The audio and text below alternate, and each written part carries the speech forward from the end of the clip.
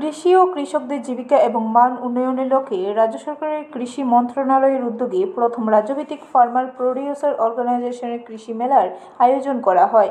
রাজধানী পূর্বাশা আরবান হাট প্রাঙ্গণে 3 দিনব্যাপী এই মেলার সূচনা করেন কৃষিমন্ত্রী রতনলাল নাথ। উপস্থিত ছিলেন মেয়র তথা বিধায়ক দীপক মজুমদার, রাজ্যসভার সাংসদ রাজীব ভট্টাচার্য, কর্পোরেটর প্রফেসর অলোক ভট্টাচার্য সহ কৃষি ও কৃষক কল্যাণ দপ্তরের বিভিন্ন আধিকারিক। কৃষিমন্ত্রী রতনলাল নাথ বক্তব্য রেখে বলেন, বর্তমান সরকার কৃষকদের উন্নয়নে বদ্ধপরিকর। বিশেষ করে কৃষকদের ন্যায্য মূল্য পাইয়ে দেওয়ার জন্য কাজ করছে সরকার এবং বিভিন্ন সুযোগ সুবিধা প্রদান করে চলেছে কৃষকদের, কারণ তারা অন্নদাতা। তাদের বাদ দিয়ে দেশের উন্নয়ন সম্ভব নয়।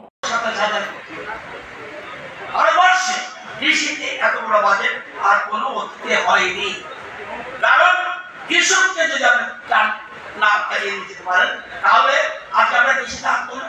আমরা ধানে আমরা আত্মনির্ভর, মৎস্যতে আমরা আত্মনির্ভর, আমরা ভোজ্য তেলে আত্মনির্ভর নয়।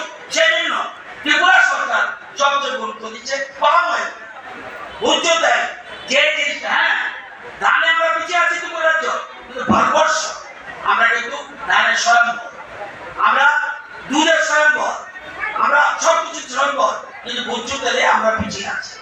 তো আমি অনুরোধ করবো আপনাদেরকে যে সুন্দর একটা কথা পেয়েছি আমি, এই farmer is a magician who produces money from the mind. একজন কৃষক একজন জাদুঘর, সে মাটি থেকে টাকা উৎপাদন করে। Beautiful, a farmer is a magician. এই মেলায় রাজ্যের এবং আসাম, মিজোরামের 6টি স্টলে কৃষকরা তাদের উৎপাদিত পণ্য সামগ্রী নিয়ে মেলায় অংশগ্রহণ করেছে।